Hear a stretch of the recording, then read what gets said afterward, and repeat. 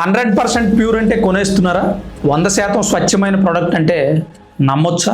అసలు 100% స్వచ్ఛమైన ప్రోడక్ట్ అని లేబుల్ మీద పెట్టొచ్చా? డాబర్ ప్రొడక్ట్స్ని FSSAI ఎందుకు బ్యాన్ చేసింది? డాబర్ FSSAI మీద కోర్టులో పోరాడుతుంది. హాయ్ ఫ్రెండ్స్, అందరికీ నమస్కారం. Welcome to sunburn studios. Friends, Dabur products కొన్నింటిని FSSAI food safety standards authority of India సంస్థ బ్యాన్ చేసింది. స్వచ్ఛమైన కొబ్బరి నూనె, 100% pure coconut oil, 100% pure honey, 100% pure Apple cider vinegar, 100% స్వచ్ఛమైన ఆవు నెయ్యి. ఇలాంటి పదాలు చూసినప్పుడు మనకి ఖచ్చితంగా అనుమానం రావాలి. ఎందుకంటే ఈరోజు మనం అన్ని కొబ్బరి చిప్పలు తీసుకొని గానుగ దగ్గరికి వెళ్ళి ఆడిచ్చి ఇవ్వండి అంటే అతను మనకు ఆడిచ్చి ఇస్తాడు. ఇచ్చేటప్పుడు ఏం చెప్తాడు?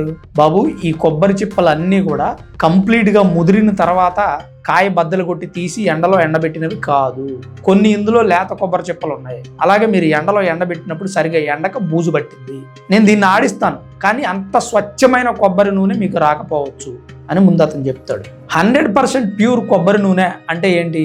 ఇప్పుడు నేను చెప్పింది కూడా ప్యూర్ కొబ్బరి నూనె, కానీ కాస్త క్వాలిటీ తగ్గుతుంది. దాన్ని కూడా ప్యూర్ అని మనం అనలేం, అనడానికి మన మనసు ఒప్పుకోదు. ఎందుకంటే ఆ కొబ్బరి చిప్పలు ఏవో కొద్దిగా బూజు పట్టినవను, సరిగా ఎండలేదను, లేదా పూర్తిగా పరిపక్వత చెందనటువంటి కొబ్బరికాయని మనం కొబ్బరిగా చేసామను భావిస్తాం. మనసులో ఒక చిన్న ఆలోచన ఉంటుంది. అలానే చెట్టు మీదే కాయ, కొబ్బరికాయ పండి ఎండిపోయి అది కింద పడి రాలినప్పుడు కురుడికాయగా ఏర్పడుతుంది. దాన్ని ఒక 5-6 నెలలు ఎక్కడో స్టోర్ చేసి ఉంచుతారు. అటక మీదో, గోడౌన్లోనో, యార్డుల్లోనో, పొలాల్లోనో పెట్టి ఉంచుతారు. ఆ తర్వాత అది పూర్తిగా ఎండిపోతుంది. అప్పుడు దాన్ని తీసి పగలగొడితే కంప్లీట్గా దానిలో ఉన్న నీళ్ళన్నీ కూడా కొబ్బరి తీసుకుంటుంది. అప్పుడు ఆ కొబ్బరిని ఆడిస్తే స్వచ్ఛమైన 100% ప్యూర్ కొబ్బరి నూనె వస్తుంది. అప్పుడు దాన్ని మనం 100% అని చెప్పొచ్చు. అలా కంపెనీ వాళ్ళు చెప్పాలి అంటే ఒక చట్టబద్ధమైనటువంటి ప్రమాణం ఉంటుంది. ఆ ప్రామాణికత ఉంటేనే అలా చెప్పగలరు వాళ్ళు. అలానే శాస్త్రీయమైనటువంటి ఆధారాలు కావాలి. ప్రత్యేకమైన పద్ధతుల ద్వారా, శాస్త్రీయమైన పద్ధతులు కూడా ఉంటాయి అనుకోండి, దాని ద్వారానే ఈ ఆయిల్ని తీస్తే అది ప్యూర్ 100% అని పెట్టుకోవడానికి ఆస్కారం. మరి ఈ మధ్యకాలంలో కంపెనీలు అంత ప్యూర్గా స్వచ్ఛమైనటువంటి ప్రోడక్ట్స్ అందిస్తున్నాయా? అసలు మీరు చెప్పండి, ఎన్ని ప్రోడక్ట్స్ స్వచ్ఛంగా ఉన్నాయి ఈ రోజుల్లో? విపరీతమైనటువంటి కల్తీ. మనం ఇక్కడ ఒక చిన్న గ్యాప్ని అర్థం చేసుకోవాలి.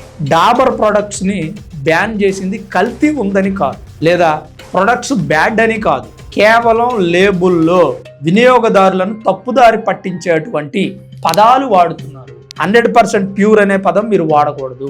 ఎందుకు వాడుతున్నారు అని గతంలో FSSAI డాబర్కి నోటీసులు పంపింది. డాబర్ దాని మీద వివరణ ఇవ్వలేదు కాబట్టి FSSAI ఈ 7 ప్రోడక్ట్స్ని బ్యాన్ చేసింది. ఇప్పుడు ఈ డాబర్ వాళ్ళు ఢిల్లీ హైకోర్టులో FSSAI మీద పోరాడుతున్నారు. మేము భారతదేశంలో ఉన్న అన్ని కంపెనీలు ఎలా అయితే వాడుతున్నాయో అలానే వాడుతున్నాం.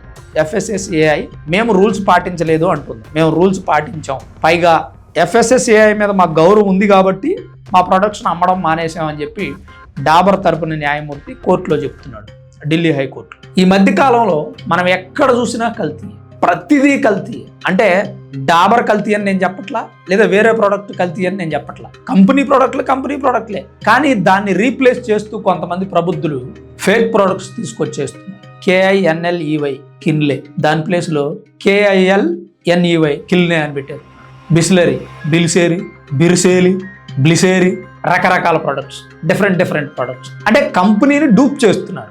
ఆ కంపెనీలోనే ఒరిజినల్ ప్రోడక్ట్ దొరకట్లేదురా బాబు అని మేము బాధపడుతుంటే, ఆ కంపెనీయే లేబుల్స్తో వినియోగదారులను తప్పుదారి పట్టిస్తోందని FSSAI బ్యాన్ చేస్తుంటే ఆ కంపెనీని మరలా డూప్ చేస్తున్నారు కొంతమంది ప్రభుత్వం.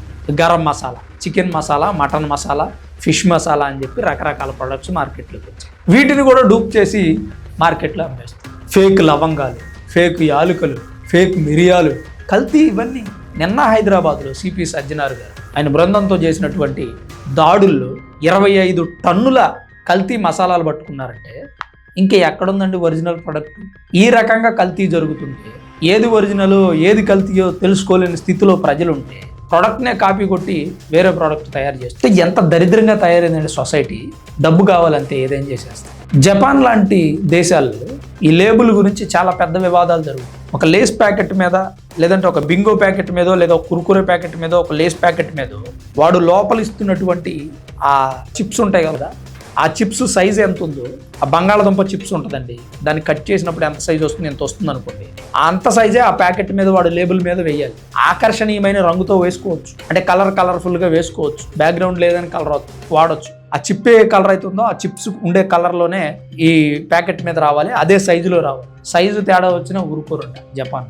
ఆ సైజ్ తేడా వచ్చినందుకు కూడా జపాన్లో కొన్ని కంపెనీల మీద కేసులు పడ్డాయి. అంటే ఎంత స్ట్రిక్ట్గా ఉందో చూడండి తినే ఫుడ్ విషయం. మన దేశాన్ని నేను అద్భుతంగా సపోర్ట్ చేస్తాను. ఎవడైనా మన దేశం గురించి బ్యాడ్గా మాట్లాడితే ఊరుకో. విదేశాలను పొగిడినా పెద్దగా ఒప్పుకోను. కొన్ని అంశాల్లో ఓకే యాక్సెప్ట్ చేద్దాం. వేరే దేశం టెక్నాలజీ పరంగా ముందుకు పోతుంటే అలా పోతుంది, మనం కూడా పోదామని చెబుదాం, అంతేగాని మన దేశాన్ని తక్కువ చేయదు. అలానే కొన్ని విషయాల్లో నేను సాటిస్ఫై అవ్వను. అదేంటంటే ఫుడ్ విషయానికి వస్తే మన దేశంలో ఫుడ్ అతి దారుణంగా డ్రైనేజ్ పక్కన కూడా అమ్ముతూ ఉంటారు, డ్రైనేజ్ నీళ్లతో కడుగుతూ ఉంటారు. నేను ఎక్కడో ఒక ఆర్టికల్ చదివాను, అదేంటంటే మనం కాళ్ళకి వేసుకునే చెప్పులు ఏసీ షోరూంలో కొంటాం, తినే ఫుడ్ మాత్రం రోడ్ సైడు డ్రైనేజీల పక్కన నిలబడి తింటాం.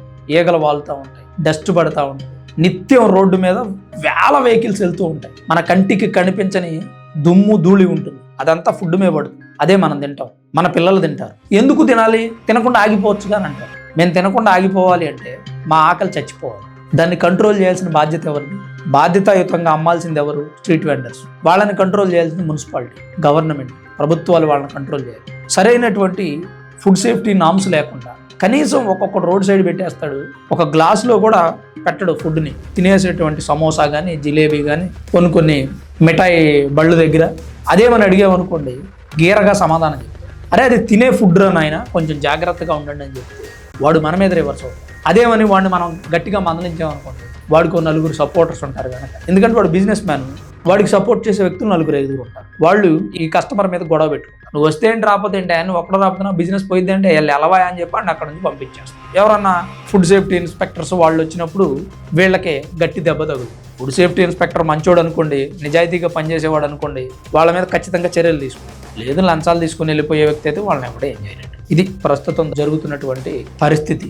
మరి డాబర్ ప్రోడక్ట్స్ మీద 100% ప్యూర్ అని రాస్తేనే నేరం, వాళ్ళని శిక్షిస్తున్నారు. ఓకే, చాలా హ్యాపీ నేను. కానీ ఫుడ్ సేఫ్టీ నామ్స్ పాటించకుండా, FSSAI ఇచ్చినటువంటి నియమాలు పాటించకుండా ఫుడ్ని వినియోగదారులకు వినియోగిస్తున్నటువంటి కంపెనీల పైన, షాప్స్ పైన, స్ట్రీట్ వెండర్స్ పైన, కొంతమంది నువ్వేంట స్ట్రీట్ వెండర్స్ మీద పడతావు అంటారు. వాళ్ళని వ్యాపారం చేయొద్దని నేను చెప్పను. వాడి చిన్న షాపే, వాడికి పెద్ద గ్లాసులు సెట్ చేసుకునే ఓపిక లేదు, కనీసం ఒక చిన్న గ్లాస్ అయినా సెట్ చేసుకోగలగాలి. ఆ పైన ఉన్న డస్ట్ పడి ఈగల వాలి దరిద్రంగా అయిపోకుండా మంచిగా అమ్మితే బాగుంటుంది. లేబుల్ మీద ఉన్నటువంటి 100%నే వినియోగదారులను తప్పుదారి పట్టిస్తున్నారు అని అంటున్నారు. తప్పు లేదు, ఖచ్చితంగా అది తప్పు. మిగిలిన వాటి మీద కూడా చర్యలు తీసుకుంటే బాగుంటుంది అనేది నా అభిప్రాయం. పూర్తి స్థాయిలో క్షేత్రస్థాయిలో ఈ food safety standard authority of India పనిచేయాలి అనేది అవసరమైతే చిన్న కమిటీలుగా ఏర్పాటు చేసి ప్రతి స్ట్రీట్లోనూ నిత్యం చెక్ చేయాలి. ఎందుకంటే ఈరోజు మనం తింటున్న ఫుడ్ మన ఆరోగ్యం మీద దీర్ఘకాలిక ప్రభావం చూపుతుంది, తద్వారా ఆరోగ్యం పాడైపోతుంది. కనీసం ఒక 60-70 సంవత్సరాలు బతకాల్సినటువంటి వ్యక్తులు 30-40 సంవత్సరాలకే చనిపోతున్నారు.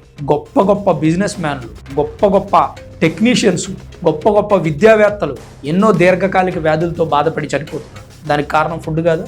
సో ఫుడ్ను మనం జాగ్రత్తగా అమ్మగలిగితే, అందించగలిగితే, తినగలిగితే ఆరోగ్యం బాగుంటుంది. ఆరోగ్యం బాగుంటే గొప్ప మేధావులు ఈ భూమి మీద ఇంకా జీవించి ఉంటారు, వారి వల్ల దేశానికి ఉపయోగం ఉంటుంది అనేది నా అభిప్రాయం. మరి మీ అభిప్రాయం ఏంటి, మీరేమనుకుంటున్నారు? తప్పకుండా కామెంట్ రూపంలో రాయండి. Thanks for watching this video. This is Ram signing off Samba studios.